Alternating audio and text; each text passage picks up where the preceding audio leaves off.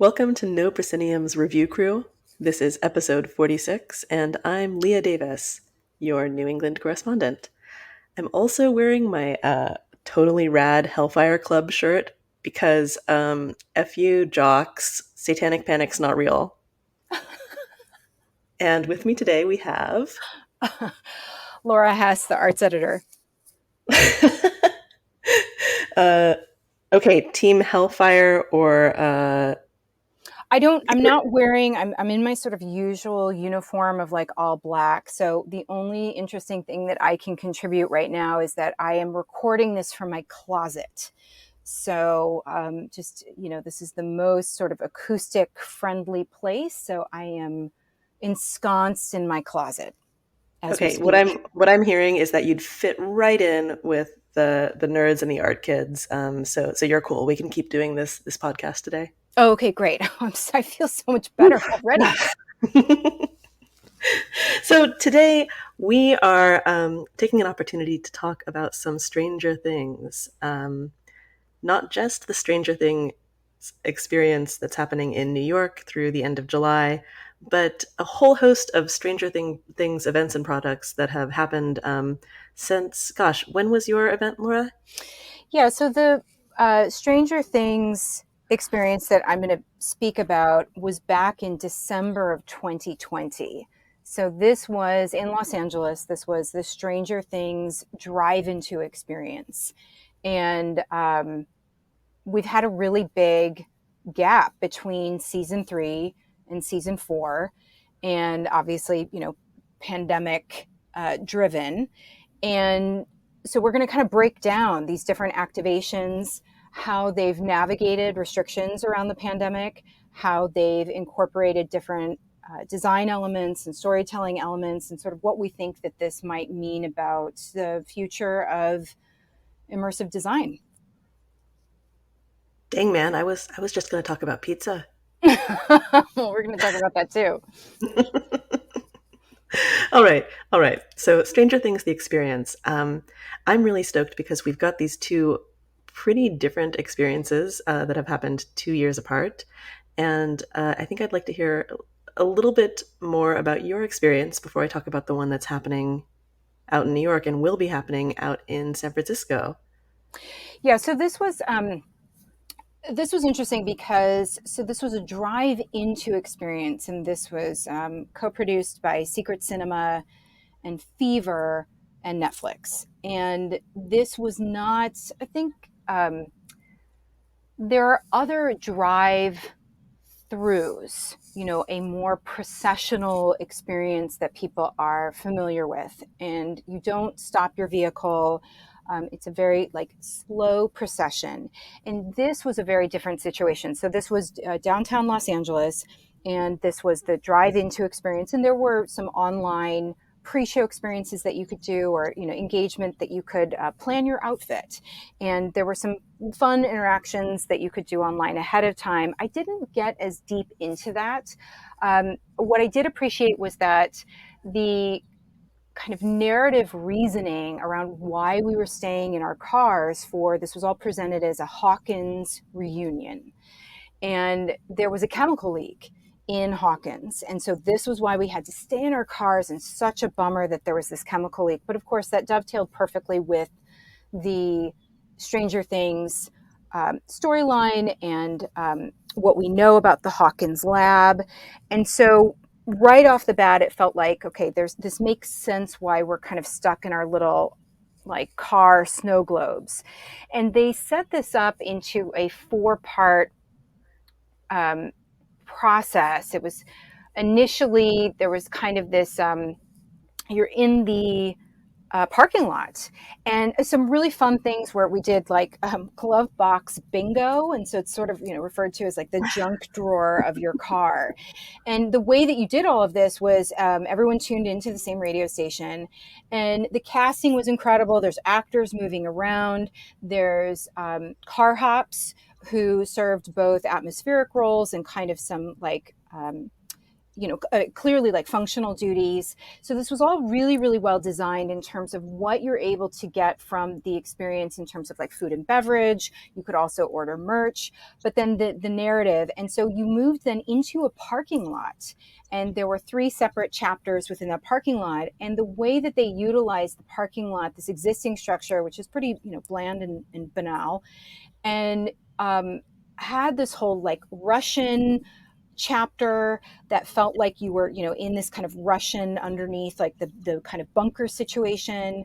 You moved into the upside down. That was the third chapter, and the fourth chapter, which was this, kind of big finale on the roof. And the way that it was staged was so in alignment with the narrative.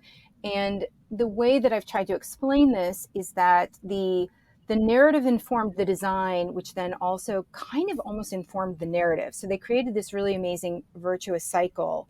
And what I mean by that, like I'll give a specific example, in this sort of Russian chapter, because you've got a whole row of cars. So again, it's not full processional. You'd go to these different floors and then you'd stop the car. And that really gave you a chance to kind of sink into and immerse yourself into this experience. And so there's all these cars. This was so well timed, because then each floor to the next chapter, all of those cars had to be timed. And it was, again, really seamless in terms of those transitions. But you've got loads of cars that are on this one level. And the way that they did that narratively was they doubled the cast. And there's, in Stranger Things, for, I guess, spoiler alert, for people that might not be caught up with season 3, but you really should be at this point. There's a key, and the key opens the gate, and they doubled this. So they created a mirrored staging, and then they doubled the cast. And so, of course, that works in terms of visibility. Everyone in their car is going to be able to then be able to see, and then there's more likelihood that you're going to be able to interact with the cast. But then what they didn't leave it at that. What they brought together then in the very center of this parking garage was this really interesting interplay between the two Robins, for example. And it was Robin and Steve and Dustin that are running around, and so they leveled up on the narrative itself. There was a really interesting kind of, interplay and sort of winking around some of the narrative elements that then worked so well in the staging. And so that kind of level of detail, that kind of thoughtfulness, it amplified the whole experience. It wasn't just, oh, I can see, or I get to kind of interact with these actors as much as possible while I'm in my car. It really kind of deepens the narrative of Stranger Things. So you feel very, very engaged, and you also feel like the actual narrative through lines are enhanced by this experience, if that makes sense. It really, really does. And I'm glad you're able to articulate this because you're putting a finger on something I've been feeling about the Stranger Things transmedia storytelling. Mm-hmm. This ability that Stranger Things has to just tell their story across so many different platforms and in so many different spaces. It's thoughtful and very efficient. And I don't mean that it's done quickly. I mean that every time they see an opportunity, they make the most of it. Exactly. Yes. Yeah, yeah. Yeah. So it was, I thought, everything that you can look at in terms of the levels of interactivity, and the scale of it. And again, there were duplications on in the final chapter and the finale that, again, they were additive. It didn't just feel, because I agree with you, it's very efficient, it's very economical, but that doesn't mean that anything feels reduced. They're very thoughtful in the design, and so everything felt additive. It was economical and it was incredibly additive. So it sounds like you didn't have to, well, you clearly didn't have to go to the event to enjoy Stranger Things season 3, and you didn't necessarily need to have watched Stranger Things 3 to enjoy the event, but the two together really amplify each other. it's hard for me to say because I'd seen. I mean, I was a big fan of the show, and so I knew those narrative through lines. I knew the plot. I knew the characters. I don't know what I would be curious to talk to someone who, if there were people that went that hadn't seen the show or they weren't really a fan of the show, maybe they'd seen some episodes. I don't know that some of that would have made sense, but I do think that you don't necessarily have to know everything to enjoy it. So yes, I do think there are some things that I just described, like in that second chapter, that's the like Russian underground bunker. I don't know that some of that would have made sense, but I definitely think, I mean, it was a spectacle and in all the best ways. Man, I wish I could have joined you for that one. That sounds like it sounds like a great time. It It sounds was like a singular time too. it was wonderful. I've never done a drive into quite like that. And again, I think that it raises some interesting design questions around, like, when we're using our vehicles, is a processional the right tactic? You know, there's a lot of, especially like that was December of 2020. So there's a lot of like holiday kind of drive through light shows, and they're very festive, and those are wonderful. But from when you're looking at something like this, that is a television property, how can you best tell certain stories, and where does movement facilitate that, and where does movement interrupt that? Well, okay, so if the pandemic hadn't been a factor, do you think that well, I think I'm answering my own questions. I was going to ask if do you think that Netflix would have considered staging it in cars anyways? And the answer is clearly no. But do you think there was some benefit gained here? I think so. I mean, I think that any time that we are, I mean, many people have said this, like, limitations can be such a gift. And so while I don't think that anyone from Secret Cinema or Fever or Stranger or Netflix was thinking, or Stranger Things was thinking, um, like, this is, we're so glad the pandemic happened, or was in, in process. But I do think that those kinds of limitations, I think that this team handled it brilliantly. And I think that's always a win for experience design, to see, again, not only how did they accommodate those limitations, but how did they incorporate them in ways that expanded the experience, and again, leveled up and offered new insight into, like, how can we engage in other ways, because it really was a singular experience. I was so delighted by it.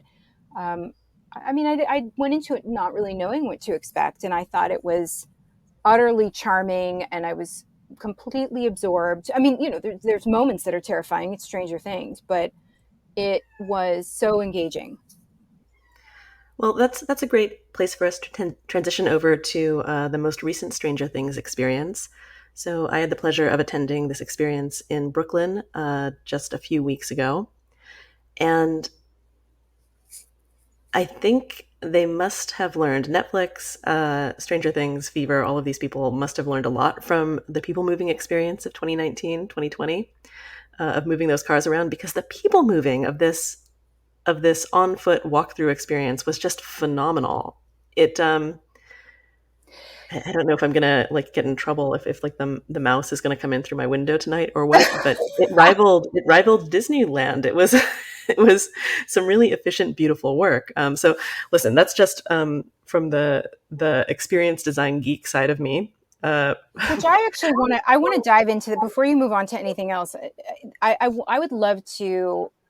I mean, you were great in your review of not revealing too much, but I also now, as someone who will not be, unfortunately, getting to Brooklyn anytime soon, I want to unpack this a little bit more, because it's interesting where this is being guided and led and timed, and where there is this other kind of sandbox, self-driven experience. And I want to understand better how these things are working in conjunction with one another.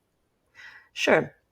So the framework that I want to provide for people who have not been to this experience yet is, think of it like a a really popular theme park ride. And the overall experience, like the framework is you stand in line, you have things to do in line that are atmospheric. You have some engagement with people, but it's primarily about getting to the event. And then you are allowed to walk through a timed ride, essentially, where there are a few different stations, things happen, and then you are spit out into what is essentially a gift shop with lots of stuff to do, sort of the amusement park open world area. And what this looks like for the Stranger Things event is right from the very beginning, you're told that you are coming to Hawkins for a sleep study. You know, welcome back to Hawkins. Welcome to Hawkins. Thank you for coming to our sleep study. We're going to sort you. We're going to get you all sorted out. Whatever's ailing you, we're going to take care of it. Have you been having weird dreams? You've been sleepwalking? I was asked if I'd been sleep eating. So, Oh, that's yeah, great. man. Woke up on the ground, just chocolate chip cookies everywhere. Um, the the theme then was we've got these concerned local doctors who are hearing about weird dreams, and people are coming from all over the U.S. to Hawkins to the sleep study to figure out what's up. Spoiler from this point on, once you get into the sleep study, you are going to find yourself in some very familiar rooms if you've watched Stranger Things season 4, especially the Rainbow Room. And it turns out you are not being sleep studied so much as you are being assessed for powers. And you're all very powerful listeners, so no surprises, you all have powers. And they do a really interesting thing in the beginning where they set you up in color-coded groups and give you some very light information about how to interact when you get into the rooms. But the actors are clearly gifted, immersive, interactive actors who are very good about moving you where you need to be, depending on your colored wristband. And they provide the interaction that happens there is not bespoke, but they make it feel really personalized. And what I mean is, so I was a colored wristband that meant that I had physical powers, and occasionally the person running the study would tell the physical powered people to make a certain motion and sort of point it towards, say, a Coke can. And the gag that would happen then would be the Coke can would move in a dramatic way. And it felt very much like I was having this very personal interaction, but clearly this is happening for the whole group. And they just did a beautiful job of taking these large group experiences and making them feel like they are pointed at you, the individual. So that is just to like drill down on this for a second. So Mm-hmm. that is something that's on rails, but it winds up feeling like it's personalized. Very much so. And you've got little moments of interaction, but they're very light, and none of it is going to change any of the outcome. This is Okay. essentially a theme park ride. And it's a theme park ride that gives you a lot of insight into the Stranger Things universe and the Upside Down. You're getting hints at some violence. There are no real jump scares. There's some very interesting projection technology that happens that makes you feel like there's a lot more going on around you, given the limited space that you're in.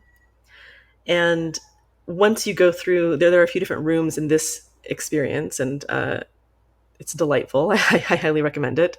This timed experience, you are then let out into the world of the mixtape, which is a combination of the Starcourt Mall from seasons past and some new entities from season 4. So you've got Surfer Boy Pizza, and You've got Skips Ahoy, right?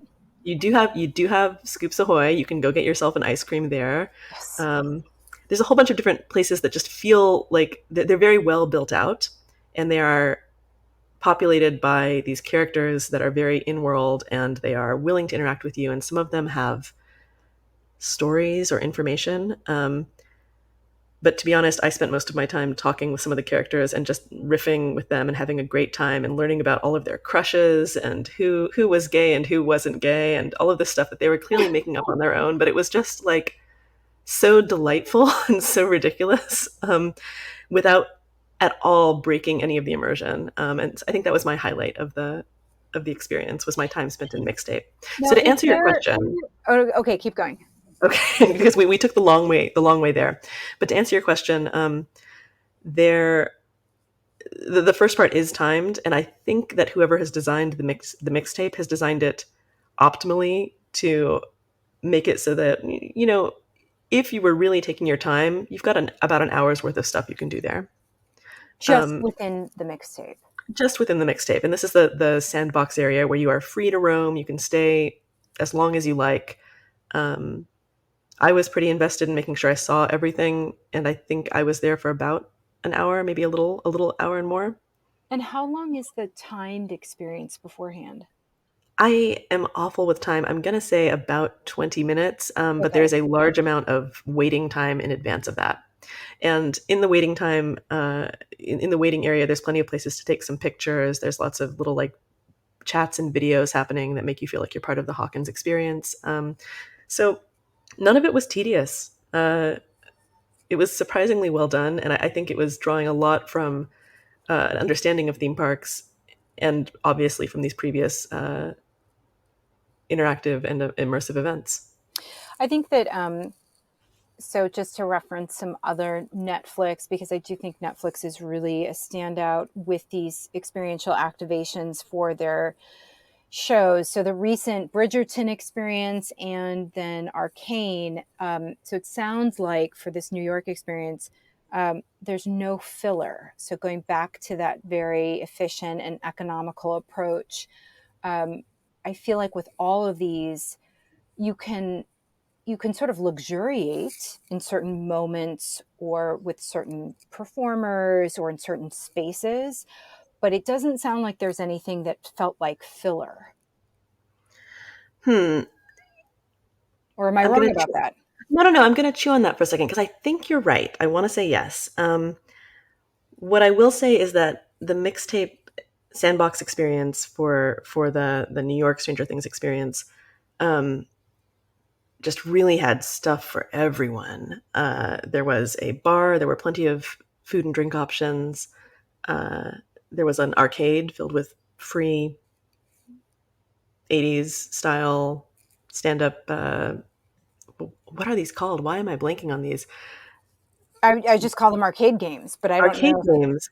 Okay, well, if anyone knows what those are called, please comment on, on No Proscenium. Um, box games with joysticks. Um, wow. There are lots of photo opportunities, so it's a little bit Instagram factory-ish, but without feeling gross about it. Plenty of people to talk to, and also a little mystery to solve if you start looking around. Well, So keep an that's what eye I was out. going to ask because at Okay. Bridgerton, for example, there, if you wanted to, there was a scavenger hunt. So, and I do think that these layers, I'm interested in what are the potential layers of engagement and of discovery and of interactivity. So there was some sort of like a mystery situation. There was, and I think that's the only part where the experience fell down for me. Oh, okay. Yeah, it was uh, a bit of a scavenger hunt that allowed you to do some online trivia, and it ended with a reward, which personally felt kind of lame to me. Okay.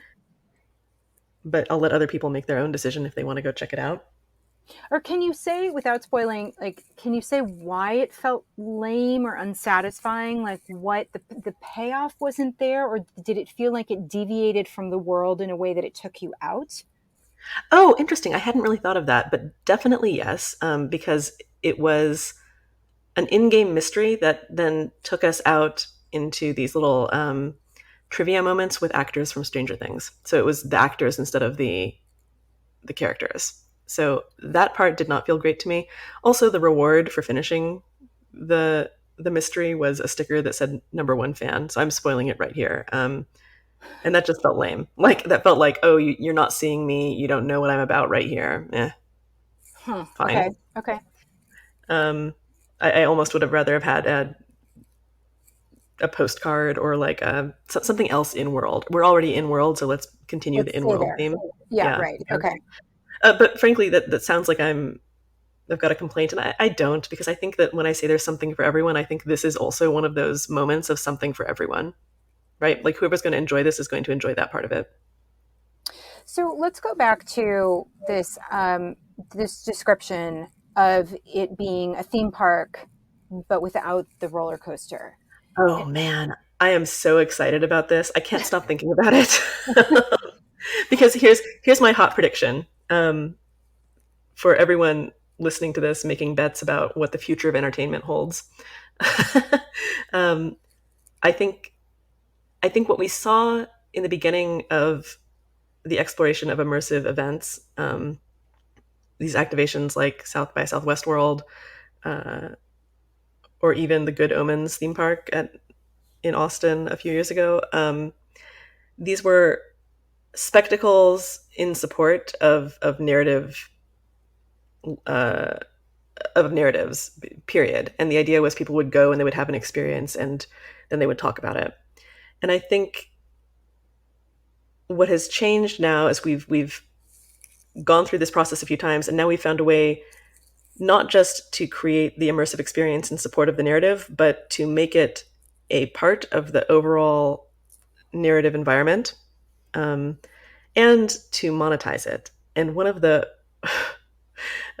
hold on, let me just pause for a second and say, I don't know if anyone else is out there, but I love gift shops. I love gift shops. It's like my favorite part of going to theme parks. I love seeing the stuff that people wanted to create to get other people to buy.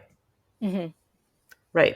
So that's the first love. The second love is in-world merchandise. I don't want a shirt that says, again, sorry mouse, Disneyland. I want something that says enjoy Thunder Mountain.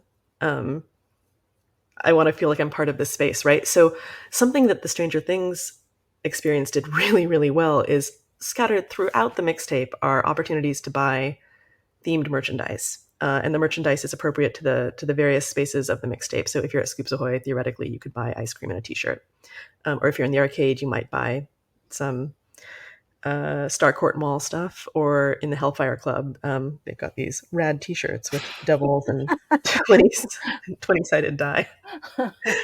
Um, so what they're offering are ways to buy your way into a stronger immersive experience, and I am here for it. I can't help it. I love it. So my prediction here is now that we're finding ways to prioritize the immersive experience and we're finding ways to monetize the immersive experience, you're going to be seeing more of these theme park-esque interactive experiences that aren't necessarily tied to a single location. And I think that's the really interesting part here. We're setting up in a pre-existing warehouse in Brooklyn. It's not going to be here forever. It's highly modular and mobile, while being phenomenally well produced. The production value for this is just you don't walk into here. You don't walk into this event and think, oh, this is something that's going to be gone in a month. It feels very permanent. Um, and I think that this prediction is bearing out already a little bit in that the Stranger Things experience is coming to San Francisco, I think, next month, later this summer. So I guess, okay, I'm going to push back on this a little bit. So how do you see Stranger Things offering merch, which there was some merch offered during the drive-into experience? I'm not a big merch person. I don't tend to like a lot of stuff. I do think that there might be moments where I've kept my mask from the very first performance of Sleep No More that I went to. So there are times where I'll keep a memento or something that feels kind of like a totem that feels like there's emotional resonance tied to that. And so I want to hold on to Mm-hmm. that. But in general, I'm not a big merch person. I'm really interested in having the experience, and that generally is enough for me. So I think let's take these examples that you've presented. We've got Disneyland or Disney World and Stranger Things. How do you feel like the monetization through merchandise and not just through ticketing or food and beverage? How do you feel like the merch is somehow different, or that the industry is leveraging merch in a different way? All right, so let's pull back a little bit because I think there's one other interesting aspect of this, and that's marketing merchandise outside of the experience. Right. So Okay. very soon after having gone to the experience, I found myself in a Walmart, and I was picking up some snacks, and I turned the corner and I was walking down the frozen pizza aisle, and there, with very little fanfare, was a line, maybe 2 shelves worth of Surfer Boy jalapeno and pineapple frozen pizza. And I did a double take because I recognized this brand, but I didn't know from where. And there was no big sign that There said was Stranger Things. no There sign. was Okay, nothing. It was just there. that's Um, interesting. Okay, yeah, and this is in line with a campaign that was run in London very recently as well. There were a series of posters put up around town that had a handful of capitalized letters, and if you collected those letters and turned them into if you solved the anagram, it would give you a place. And if you went to that place on the first day of Stranger Things, there was a rift open, and you could go to a pizza parlor and get a Demogorgonzola pizza. Period. So that's the experience here, and I think the reason that I find in-world merch so fascinating and um, satisfying is that it feels like it's giving me an opportunity to build those kind of moments in for other people. And if we're talking about looking at something like South by Southwest World, where it really was just the experience period, right. where we are, where the get there is people have an experience and then they talk about it. This is doing that like iteratively in a way out in the world, where now I'm going to be wearing my Hellfire Club t-shirt out in the universe, creating this moment where Stranger Things has bled not just the entity, but like the narrative and the characters and the world has bled over into our universe a little bit more, um, making the entire story and show feel more immersive, I think, across the board. So when I say that like Disney World merch that says Disneyland or Disney World or what have you on it doesn't do much for me, it's Right. because it's not shifting anything about our day-to-day existence. But when I have an in-world t-shirt from the Tiki Room. By the way, I don't have any of these things, so I don't know why I keep talking about it. but but I'm creating part of a narrative, and I am then also a part of the narrative, and I think that's what's really appealing to me. I mean, I think that I think I'm essentially going to yes and you, but I think that based on what you're saying around the pizza, for me, especially the fact that there's no signage, there's no big, kind of neon arrow pointing towards this pizza. The fact that this just feels so seamlessly integrated into our real lives without any kind of fanfare, that to me is where that would catch me so off guard and would be such a surprise and delight moment, that I mean, these are really difficult to orchestrate because uh, I mean, people have decision fatigue. I mean, just you even talking about Walmart, I'm kind of gripped with terror. I mean, like the just the volume of like aisles and stuff and whatever. And so, I mean, people are very busy. People are always looking at their phones. They're walking around. It's so to not. It's really risky to not have signage and promotion and all of that, and just to leave it there as this Easter egg in our day-to-day lives, I think is really daring. It's really risky. And I think the payoff there can be huge. And I'm so interested in that blurring and waiting to see sort of who discovers. And that does take a lot of patience. And I mean, for me, that would be a moment that would have a huge amount of impact. I think the payoff is definitely there. And it is, I would love to know what, I mean, this is not a great example, but it's the first one that comes to mind. Back in, I don't even know what year it was. I mean, it's quite a while ago, but the movie District 9, and they did a fantastic campaign that was utilizing, benches and bus stops and billboards. And it just said report non-human activity, and there was a number. Mm. And apparently Sony was really taken aback by how many people called in. I mean, not even knowing what they were, report non-human activity. And some people might have had a better sense of what the movie was about and what they're calling in about and sort of checking it out. But they got this just overwhelming flood of phone calls.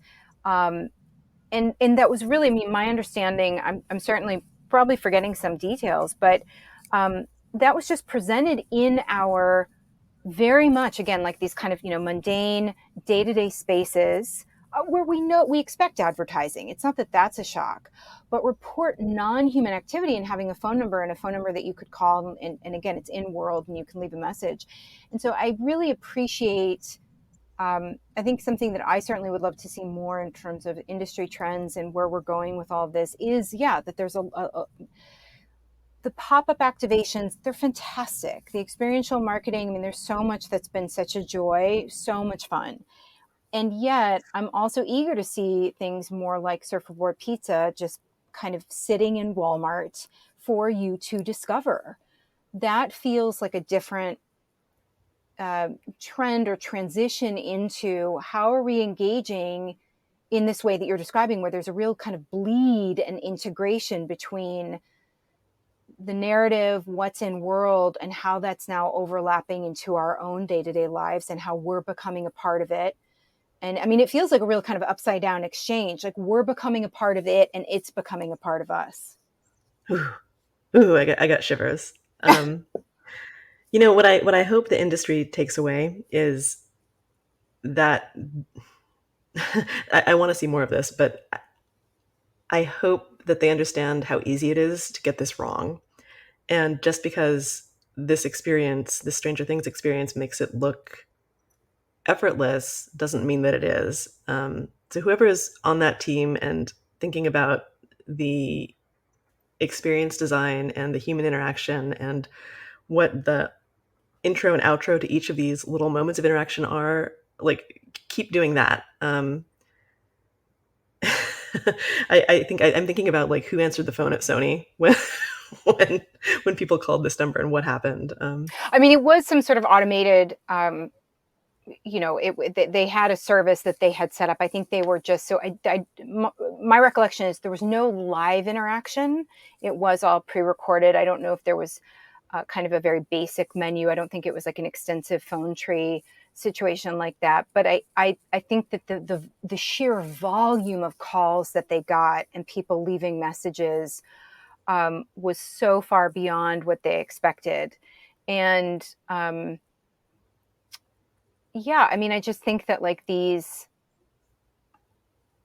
I wish I could go to like hearing you talk about and reading a review, and certainly with my past experiences with Netflix and with Stranger Things specifically, there is, of course, a huge part of me that would love to be able to go to New York, experience this in person for myself. But I think what is so exciting about, again, this Surfer Boy pizza moment is how that, I mean, first of all, that's obviously a lot more scalable.